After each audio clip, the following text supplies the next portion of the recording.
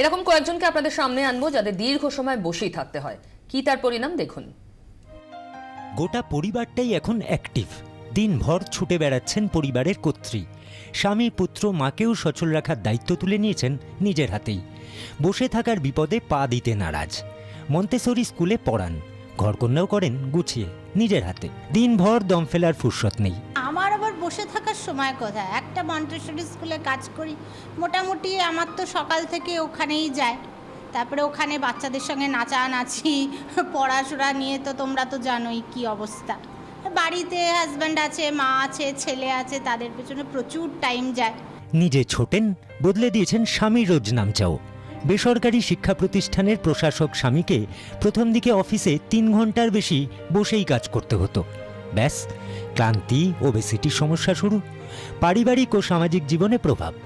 স্ত্রীর পরামর্শে এখন বদলে নিয়েছেন নিজেকে, পাল্টেছেন কাজের ধরনও। ভালো আছেন। ফিটনেস ডেফিনেটলি আমার আগের থেকে অনেক বেড়েছে এবং ফ্যামিলি লাইফ এবং প্রফেশনাল লাইফে যে একটা ব্যালেন্সিং দরকার, সেই ব্যালেন্সিংটা অনেকটা বেড়েছে। আমার সোশ্যাল লাইফ অনেক বেশি সুন্দর হয়েছে আগের থেকে এবং আমার যতদূর মনে হয় যে প্রত্যেকটা মানুষকে এই ব্যাপারে সচেতন হতে হবে। দিনভর বসে থাকা বা শুয়ে থাকা নয়, ছেলেকেও অ্যাক্টিভ রাখার দায়িত্ব মায়ের কাঁধেই। আমার ছেলেও মাঝে মাঝে বলে, না আমি খেলতে যাব না, ঘুমোবো। বললাম না, খেলাটা বাচ্চাদের পক্ষে খুবই দরকার, তো বিকেলবেলাটুকু যতটুকু পারো খেলো, বাদ বাকি সময় তো যেটা টাইম পায় না, কিন্তু মোটামুটি সবাইকে অ্যাক্টিভিটির মধ্যে রাখার চেষ্টা করি আমি। সুদক্ষিণার মায়ের বয়স হয়েছে, তবে মেয়ের পরামর্শে অঙ্ক কষেই চলেন। বিশ্রাম কতটা, হাঁটা চলা কতটা, হাত পা চালানো কতটা, সবই নিয়ম মেনে। অঙ্ক কষে চলতে হবে যে বিশ্রাম কতটা, হাত পা চালানো কতটা, ব্যায়াম কতটা হাঁটা চলা, এসবগুলো করতে হবে। আগে তো এসব ছিল না বাবা, কিন্তু এখন করে ভালোই আছি। বসে থাকেন না সুদক্ষিণা, টানা 3 ঘন্টা তো নয়। ভালো আছেন, সুস্থ আছেন। স্বামী, পুত্র, মাও তাই। কাউকে বসে থাকতে দেখতে পারেন না সুদক্ষিণা। দিব্যি আছে গোটা পরিবার। 24 ঘন্টার জন্য ক্যামেরায় দীপঙ্কর দাশগুপ্তর সঙ্গে কমলাক্ষ ভট্টাচার্যের রিপোর্ট, কলকাতা। এই পরিবার বুঝে গেছে অ্যাক্টিভ থাকার সুফল। বাকি আপনারা টেলিফোনে কেউ রয়েছেন, শুনি তার কথা। বলুন। শুভ সন্ধ্যা প্রিয় ম্যাডাম। শুভ সন্ধ্যা, বলুন। আমি বাঁকুড়া থেকে সিদ্ধার্থ সংঘ শেষ সময় বলছিলাম। অ্যাকচুয়ালি ব্যাপারটা হচ্ছে ম্যাডাম, বসে থাকার আমিও ঘোর বিরোধী, কিন্তু আমি স্যারদের একটা প্রশ্ন করব। আমার বাঁকুড়া রেল স্টেশন থেকে হাওড়া রেল স্টেশন দূর হচ্ছে 231 কিলোমিটার। সেখানে আমাকে এই জার্নিটা কিন্তু 4.5 থেকে 5 ঘন্টা বসে থাকতে হয় কন্টিনিউ। তো সেক্ষেত্রে এর রেমিডি কি আছে, এটা জানতে পারলে আমার খুব ভালো লাগবে। শুনতে থাকুন, উত্তর পাবেন। আর কি বলছেন? হ্যালো। হ্যাঁ, বলুন। আচ্ছা, আমি নমস্কার দিদি, আমি নিমতা থেকে অপু দাস বলছি। নমস্কার, বলুন। হ্যাঁ, বলছি যে আমাদের যে চাকরি, মানে আমরা স্টক মার্কেট রিলেটেড কাজ করি, মানে ডিলিং ডেস্কে আছি।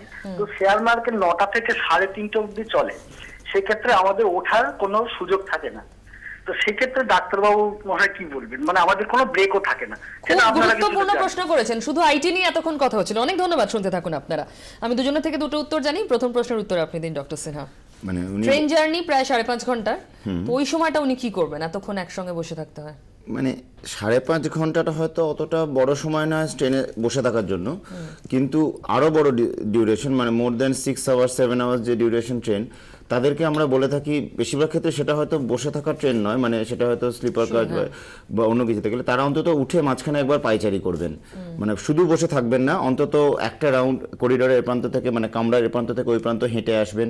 মানে পায়ের মাসলগুলো অ্যাক্টিভ থাকতে হবে। শুধু এটা ওবেসিটি বা অন্য বিপদের জন্য না, এটা ডিপ ভেন থ্রম্বোসিস বলে একটা রোগ আছে, যেটা টানা বসে থাকার সঙ্গে খুব ভীষণভাবে রিলেটেড।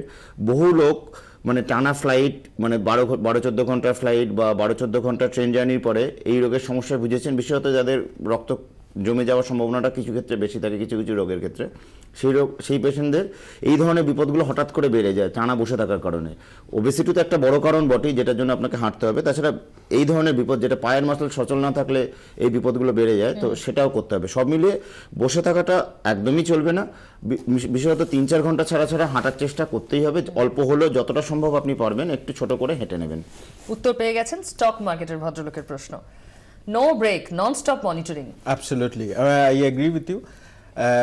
তবে দিন শুরু হয় সকাল 9টায়, শেষ হয় 3টের সময়। 3টের পর আরও স্কোপ থাকে অনেক কিছু করার।